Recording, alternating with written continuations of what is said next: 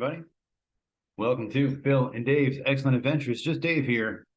Today I'm talking about the movie The Machine. This is going to be a spoiler review, so if you are concerned about spoilers, I suggest go and watch the movie first before you watch this review. So The Machine is a movie based on the stand-up of Bert Kreischer. It's mostly based on what's allegedly a true story about him in Russia in the late 90s, early 2000s. And in the movie, he has to go back there because of the incidents that happened 20, 25, 30 years ago.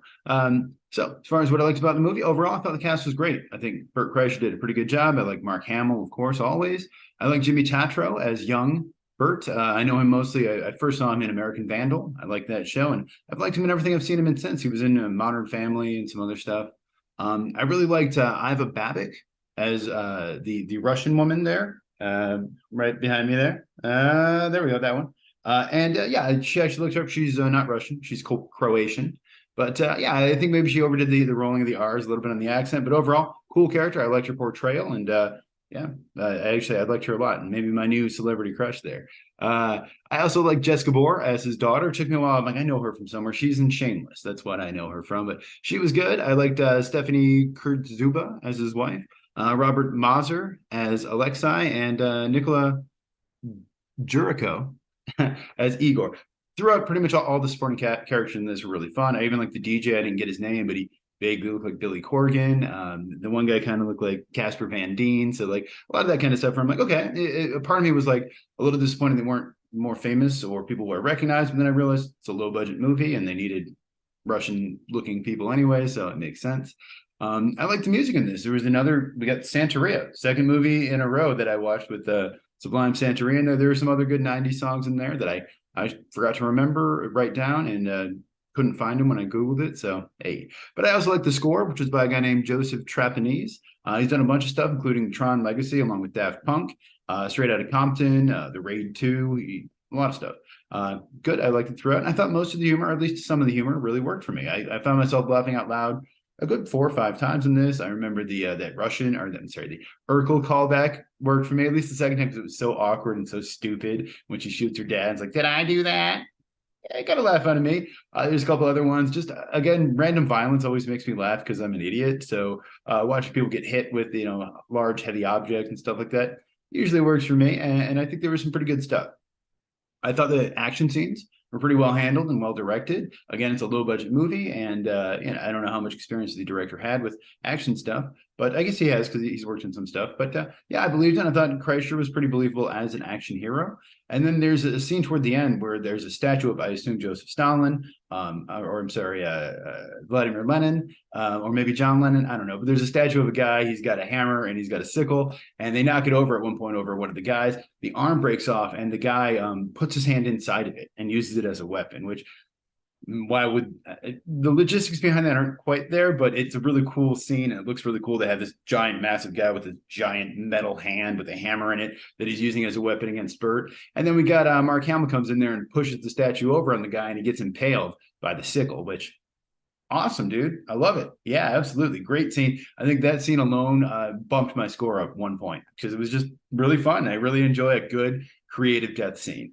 And there was a lot. Oh God, another great scene is when Bert accidentally shoots the guy, and then that guy shoots another guy, who then shoots a third guy. Again, stupid and goofy, ridiculous, and not realistic, but funny scene. It got a laugh out of me. I did like the fact that they just started killing people, and then it's just like, oh well, we're gonna kill people. There we go. It's a good time. Then they're Russian gangsters, so I don't feel that bad about killing them. As far as what I disliked about the movie, like I said, I overall liked Bert Kreischer. I thought he did well with the emotional scenes. There's a scene where he cries. That's believable to me. But there was also some scenes where I felt like his reaction was just kind of blank face, where stuff was going on to him or around him, or other people were doing stuff, and he was just kind of sitting there with like a dumb look on his face. And hey, maybe that's a choice he made, or maybe that's just how his normal face looks. But there's definitely some times where I'm like, you could have sold that joke a little more. You could have gave me a little bit more. And as much as I like Mark Hamill, my initially watching this was like, I don't know if I buy him in that role, just because he's supposed to be kind of the kind of gruff, traditional, kind of masculine, toxic masculine kind of guy. And he pulls it off. He actually does. But just the first couple minutes, I was like, don't know, is he really the right guy? I can see somebody like, honestly, Harrison Ford would be better. I mean, of course, he's a bigger star and he'd be harder to get, but as opposed to Luke Skywalker, Han Solo, I think is a little more that type of guy. That being said, after, getting to know him and seeing the way what he did with it, he pulls it off and he makes a lot of moments where he's just in the scene and he's not even the one who's mainly doing the acting or delivering the lines, but his reactions, his facial kind of responses are funny and they really work for me. So I like Mark Hamill in this a lot. But just initially, I was like, I don't know if he's the right guy for this. I didn't love the portrayal of women in this. I know it happens a lot. This comedy movie written by men, directed by men, starring mostly men. But really, other than the main Russian woman whose name I didn't even write down, Irina, I think maybe, his daughter and his wife don't really have much to do. There's also the love interest from on the school trip that, again, doesn't really have much to do other than be his love interest.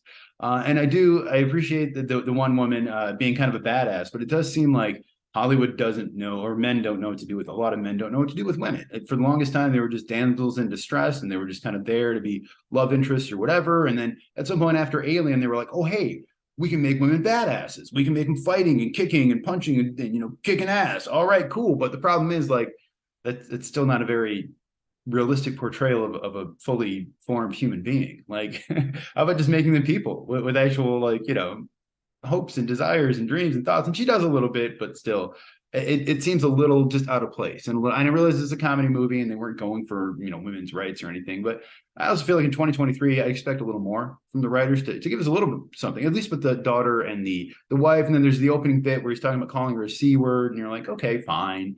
But then they show the daughter and she's having her birthday party where she specifically said, "I don't want a lot of people here." And her dad invited a lot of people. And then because she's a teenage girl or a young woman, she overreacted and maybe a little bit, but also, kind of left the party and caused a little bit of a scene. And then he's like, "Well, see, now you're being a C word." No, she's being reasonable.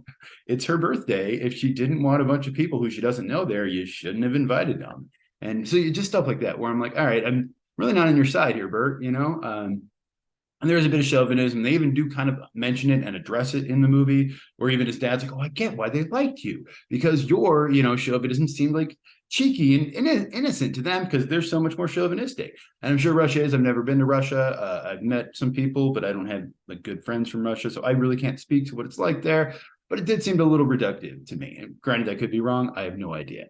The whole knife stuff to me was kind of dumb. So at some point he's like, "Oh, I gave you this knife and it was a family heirloom and then you lost it." And then Bert's like, "Oh yeah, sorry," and he feels bad. And then later it's like, "Nope, I didn't give you the real one. I gave you a fake one because I knew you were going to do that." And it's like, okay, what was the point of all that? What are we doing here? I don't understand. And then there was also like the Russian guy was looking for his pocket watch, and then also the girl from back then had her ring and some other stuff. And so it's like, okay, fine. I realize you needed some stuff here, but like, nah. I didn't need all that. Movie is too long. It's like 112 minutes, almost 2 hours. I did not need a 2-hour movie. This could have been an hour and a half movie. It would have been a much better movie. They would have just cut it down a little bit and got going a little bit quicker. And I didn't really understand why, after shooting her father, let's call her Irina, it sounds right, decided not to shoot her brother. Instead, just let him get arrested. That doesn't make any sense to me at all. But what are you going to do? Other than that, the movie was directed by a guy named Peter Atencio. Before this, he did Keanu, which was the Key and Peele movie about the kitten, I believe, which also had some action stuff in it from what I remember. And Jean-Claude Van Johnson, which again had some action stuff. I liked him. It's funny that he seems to do a lot of stuff with like real people or referencing real people. But okay, fine. The movie was written by a couple guys named Kevin Beagle, who worked on Cougar Town and Scrubs, and Scotty Landis, who worked in the movie Ma and the TV show Workaholics. It's based on Bert Kreischer's stand-up routine, which is allegedly based on a true story about him going to Russia and I believe late 90s, early 2000s. There's a part of me, I've read online that some of his classmates confirmed that the story was true. I've also read that he embellished a lot. I'm sure there's some embellishing. There's also a part of me that makes me wonder, like, how much is he making himself look good and how far did he go with these guys? But that's just maybe the darkness within me questioning that. But yeah, whenever anything's based on a true story, it's always difficult to be like, okay, how much of this is real and how much of this is just storytelling. And apparently, according to IMDb trivia, Oliver Stone wanted to make a movie about Bert's life in like the 90s and even 2000s. So I guess Oliver Stone is a fan of Bert Kreischer. That's interesting. I don't know why he didn't do this one. Maybe he was busy. But yeah, Rotten Tomatoes in this one is an interesting one because the critics are at a 25% rate for recommending it, and the audience is at a 90% rate. So a big difference here, maybe the biggest that I've seen, or one of the biggest. And I think a big part of that is that the people who liked it are probably people who are fans of Bert Kreischer's stand-up routine and went to see it because they've heard him do this bit before, they enjoyed this bit, and they just enjoyed seeing him on the screen. Whereas, critics are a little more critical. They're looking at the movie as an overall movie and whether or not the jokes worked and whether the story was entertaining and all of that. That being said, I feel like I'm actually siding more with the audience. I thought this movie was okay. I thought it was almost really good. If they would have cut it down to an hour and a half, I think it could have been actually a really good movie. But as far as it goes, my reference would be pretty good. The box office on this one, it's made about $9 million so far, 8.9 million, I think, on a $20 million budget. So relatively low budget. There's a good chance of making its money back, especially once streaming and stuff comes in there. Although I guess I can't really sell it. Probably needs to make about $40 million. So we'll see. I don't know how it's going to do overseas. I can't imagine it doing well in Russia. But yeah, as far as my score on this one, though, I think it was okay. I think it was not bad. I enjoyed it. It wasn't quite as funny as I wanted it to be, and it is definitely too long. And I think they could have done a better job with the way they portray women in it. But I think some of the comedy did work and made me laugh out loud several times, which is the most I can ask for out of a comedy. And it was certainly better than the last couple movies I saw. So I think I'm going to give it a 7 out of 10.